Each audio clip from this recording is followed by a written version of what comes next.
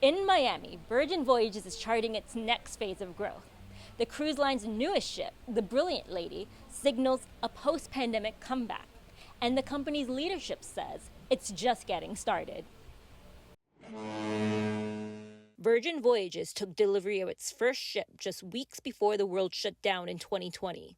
Now, 5 years later, the Plantation-based company says it's back on course, financially stronger and ready to increase market reach across North America.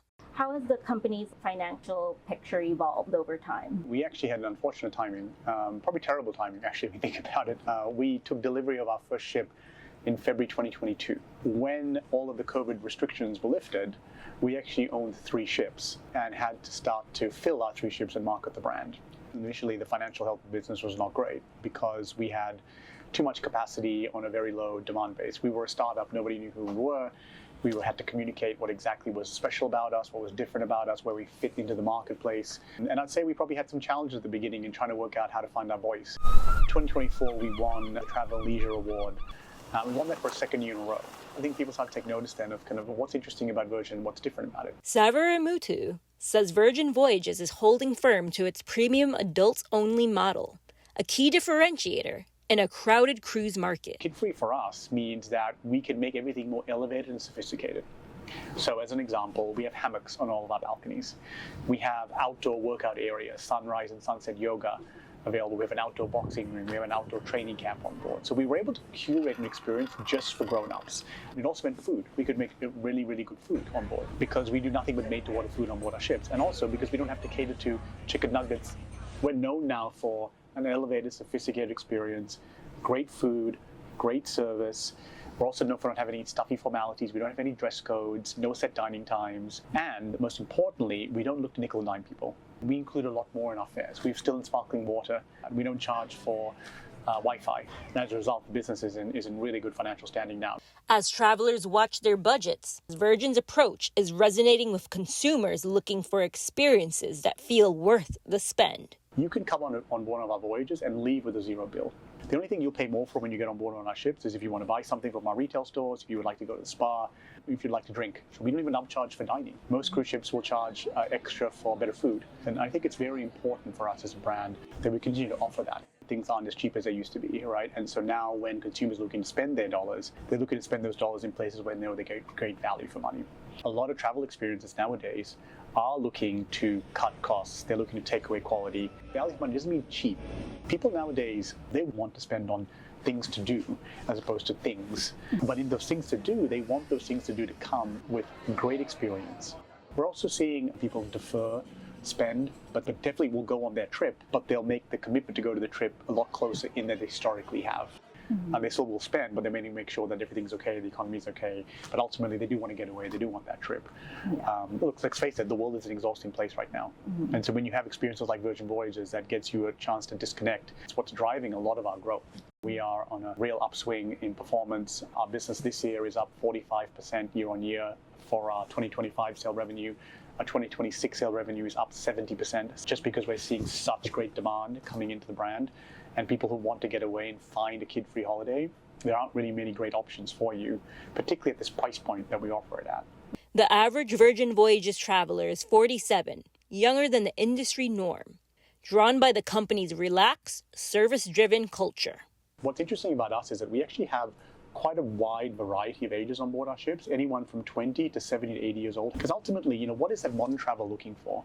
They're looking for great service. But food is such an important part of how we plan our travel nowadays. When you look at going to somewhere new, you don't typically look up where you're going to go see, you go look up where you're going to go eat. And what we do on board our ships, we don't have any big dining halls. We have nothing but small restaurants.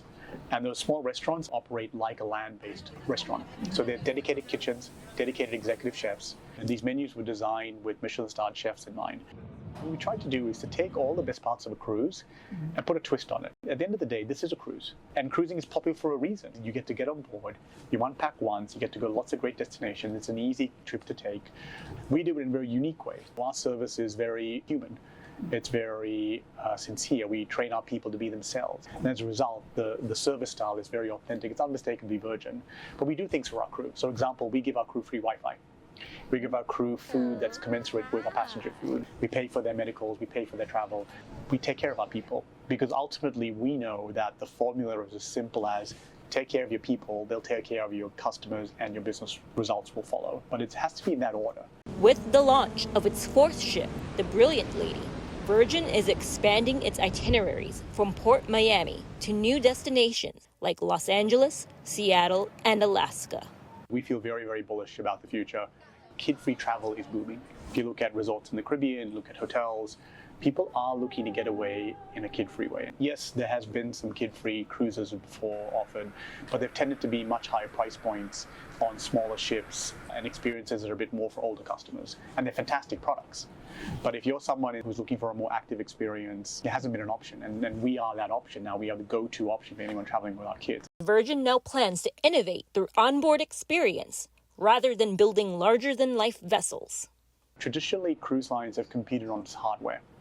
What I mean by that is that, if you think about all the announcements you see, typically it's about the next big ship and the size of the ship or whatever the features of that ship are, the water slide, all these other features. We've tended to compete on something more software related, and that's typically been how Virgin's always thought about life. We want it to be about the experience you have on board our ships. If someone said to you they were going on a competing cruise line, the first question you would ask them is, well, what ship are you going on? If someone said to you they're going on a Virgin voyage, the first thing you'd say to them is, where are you going? Because the ship is less relevant. Actually, all of our ships are essentially identical. We have created some different experiences on them, but they're essentially the same experience because ultimately it's the experience that matters. We can actually continue to innovate the product because we compete on software. We can create new dining concepts. As an example, on this ship, Brilliant Lady, we have a brand new dining concept called Rojo, which is a Spanish restaurant, which we've never done a Spanish restaurant before. We've got 7 new entertainment shows on board the ship. So we can continue to take the experience that people love, and we can now evolve it in a way that's not reliant on just building a billion-dollar ship. Every time you come back, there's something new and interesting. We can do things like specialty voyages. We just did a true crime voyage where we did a partnership with iHeart, and we had 3 podcasters that do murder mystery-like related podcasts. People love those kind of voyages. We do loyalty sailing voyages. We've got eat and drink festivals where we actually bring different chefs on and we change the menus on board and we celebrate different experiences. What are your future plans for the next 12 to 18 months? With that kid-free booming demand next to us, I feel very, very confident about what our future holds. We've got Brilliant Lady launching now. She's going basically the 4 corners of North America. Fun fact, our Panama Canal voyage was the fastest to sell out. Actually, it was the fastest to sell out. We just sold our true crime voyage out faster than Panama Canal, but the Panama Canal, when we first launched it, was our fastest to sell out. A lot of people in New York, in LA, in other parts of the country that have not experienced a brand before. And there's a lot of people in South Florida who also haven't experienced the brand because they want to go on a different length itinerary than we've done before. Historically, when we launched the brand, we were known for 4 and 5 night cruises. Now, Valiant Lady will be in San Juan doing 7-night voyages. We've got Resilient Lady doing 6 and 8-night voyages and 7-night voyages out in Miami. And now Brilliant Lady is doing 9 and 10 and 11-night voyages. So if you're in South Florida and you're looking for a cruise, we pretty much have you covered.